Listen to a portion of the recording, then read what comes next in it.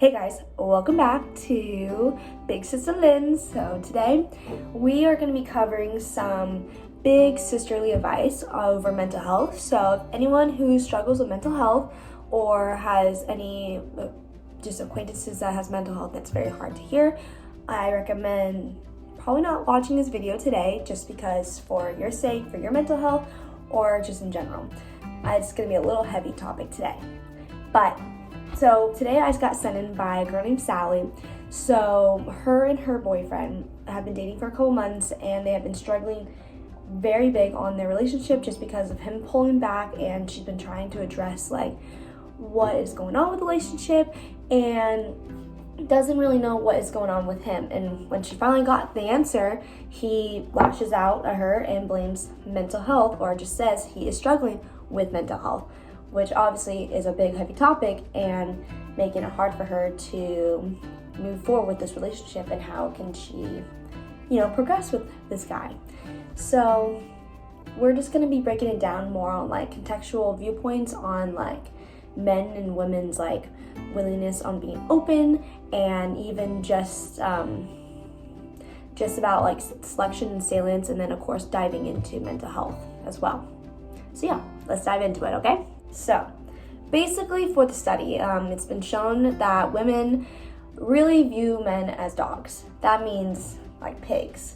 And just to break that down so like everyone understands that, like as girls, we see how guys are perceived in movies and in general possible interactions in relationships, or even if you're out on a girls' outing, you literally see guys acting like dogs or pigs, how you can describe it, because they're sexual willing beings. They go out and cheat. They are just thinking about one little thing. Like, why do you think the basic term is called horn dog when you see a guy walking around? And a lot of girls say that just because of that term.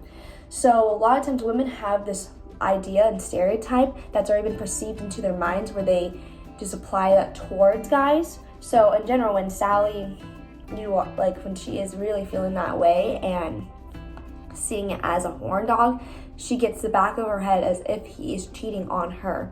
Because if someone pulls away, you think they're understood. That means they might be going to someone else that is better. Kind of like if the grass is greener. And then, of course, it's been known that men and women in general, between the idea of being open, it's very hard for both of them to be the different levels of vulnerability. Women, 100% more vulnerable. They can literally sit next to someone and literally give their entire life story to a stranger and feel very open about telling who they are as a person.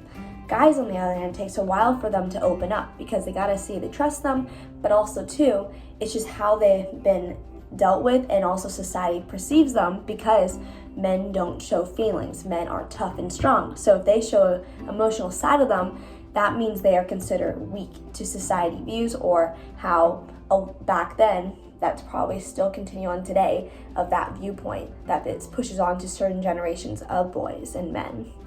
And for you, Sally, I just really recommend for you to straight up just understand that like what I've said about what the viewpoints of context of just in background of men and women, it is very, very necessary to kind of understand like that's a stereotype that's naturally ingrained in us, because as for myself as a female, I can understand that and I can get that as well, of stereotyping a guy just from how they're acting and not actually going and fully sitting there and understanding where is he actually at.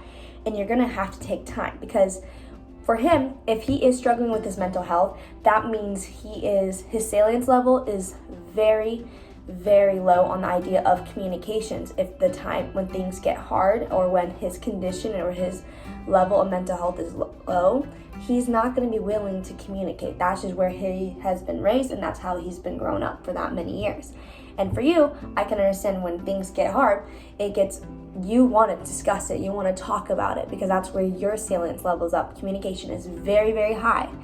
And that is a conversation just to be brought upon, but it cannot be something that's like a nexting communication. What I mean by nexting communication, that means about how we discuss things with people. Is very known that when you say like, I'm happy, but that means it kind of ends it, and then it kind of just brings more negativity towards it.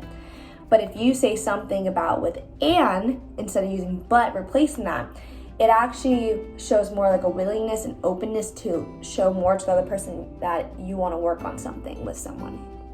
And it's very vital to be using that and thinking that through when you're communicating with someone. Because in general, as a person who struggles with mental health, for that individual, like, it is hard for them to, in general, be open, because the way he is acting is literally like in a study that has been shown that it's an active and passive type of communication he has. So an active person who has mental health has communicated with their partner that they do struggle with mental health. And that means that they can communicate that thoroughly and sometimes maybe on surface level. But if they're passive, they're willing to avoid their mental health and talk about it with their partner. And it's been shown different partners and how they react and stuff.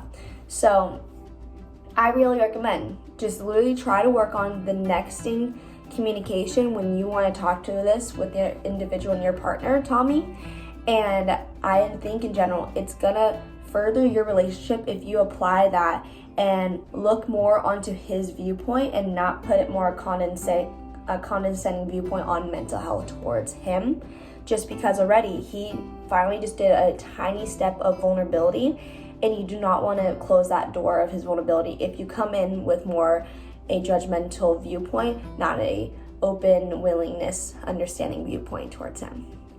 But in general, everyone, I hope y'all really enjoyed today's little viewpoint vlog. I know mental health is very heavy and very hard to go with, but in general, literally, this is the tea of life. So I'm Lindsay. If you need anything, you already know what to do.